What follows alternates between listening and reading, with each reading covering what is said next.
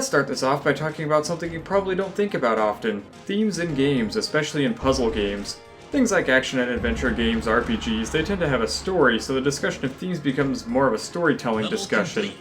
Puzzle games tend to be a bit more abstract. While some of them have a story, what are you doing in Bejeweled or Candy Crush? You're matching gems or candy or whatnot, sure, there's a theme, but it's very rough and doesn't make a whole lot of sense. It doesn't really need to. Tetris was popular as hell and still remains popular to this day, and it's just blocks. It's about as abstract as you can get.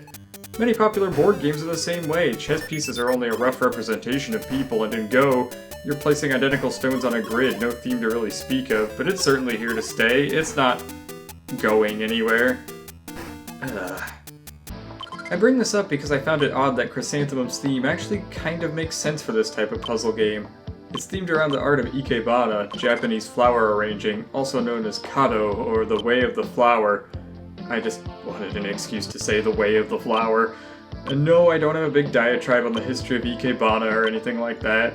I try to understand it, but I'm no expert. I just think it's neat. So the game is basically inverse Tetris. Rather than trying to fill an entire space with pieces that have specific shapes, you're trying to make those specific shapes out of individual blocks that fall one by one from the sides of the screen. And making the right shapes doesn't clear the flower, it's only puts them into an arranged state and makes them count towards your quota for the level. So, you know, maybe it's not like Tetris at all, but the shapes of the flower arrangements look awfully familiar, don't they? That's the most this game really has in common with Tetris. You race against the clock to properly arrange a certain amount of flowers within the time limit. What happens when you run out of time? Bugs. Yeah, I know I complain about bugs in games sometimes, but usually not quite like this. Once this starts happening, unless you're almost done with the level, you're toast. Sometimes even the titular Chrysanthemum can't save you. Oh, come on! On the plus side, this game over screen will make a nice addition to my delete this memes. What I've described is pretty much the basics of the whole game, and unlike a lot of puzzle games like this, you can actually beat Chrysanthemum. There are two special tiles, the Wildflower, which, as you might guess, is a wild piece, but it works a little differently here. You have to actually hit the cycle key to choose which flower you want it to be. Thankfully, this flower also moves a lot slower, though you still want to be quick with that looming time limit. Then there's the flower the game is named after, the Chrysanthemum, which will arrange all of the type of flower it touches. It's very rare, but it can completely salvage a level no matter how bad it's going. Well, usually. As mentioned before, bugs are not a type of flower. Now, if you want to get a high score, that's where things get a little complicated. Although it's honestly just a couple of extra rules to worry about. I hardly worried about it, but if, unlike me, you're actually good at these sorts of games, you might want to try for it. After all, I beat this thing, and if I beat it, can't be that hard. I didn't even beat a Shido, even though I know it can be done. Kept getting so close. But that's apples and oranges. If you're the kind of person who looks to beat Tetris the Grandmaster or its sequels, one of which is called Terror Instinct. Terror Instinct. There's a Tetris game called Terror Instinct. Sounds like a sequel to Killer Instinct. Anyway, Chrysanthemum. The main way to get more points is two things. Beat levels quickly and increase your bonus multiplier, which multiplies said time bonus. How do you increase it? Two different ways. The easier way is to arrange the type of flower the game tells you at the beginning of a level. It also has a border around it as you play the game. Completing an arrangement with this flower increments the multiplier for that level. Yes, hitting that flower with the Chrysanthemum also counts. The other way is a little more complicated, and that's to complete more than one arrangement with the same flower. This also increments your bonus multiplier. Yes, these stack, so if you complete more than one arrangement at once with that level's bonus flower, you'll bump your multiplier up twice. You also apparently get bonus time at certain amounts of points, so maybe that means you could get even more points with that? Who knows, I beat the game and I wasn't sure if I could do that much. And I've only ever completed 2 flower arrangements at one time.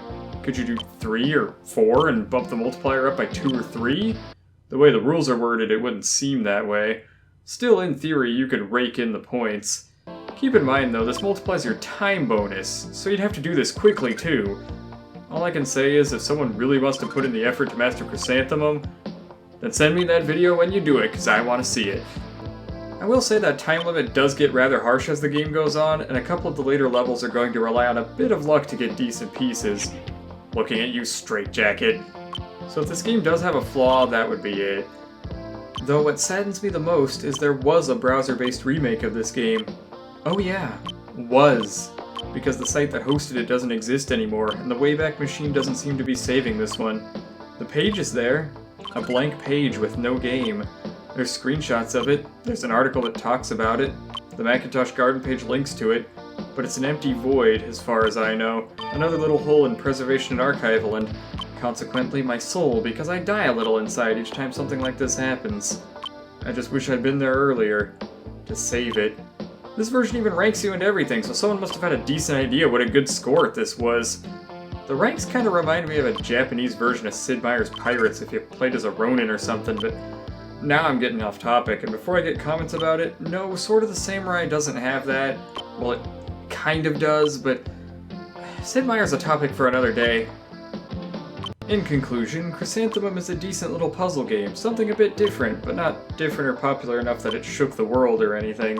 No big budget ports or anything like that, just another good little Mac game to add to the collection if you've got the hardware sitting around. Or run it in Sheepshaver.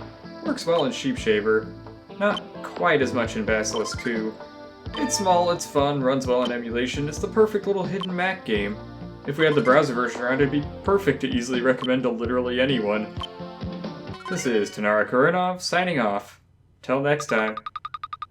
Special thanks to Gilded Tongue for being the first $10 patron of Gamer Mouse. This should have been in the last video, but it slipped my mind. Apologies for that, and thank you very much for your support.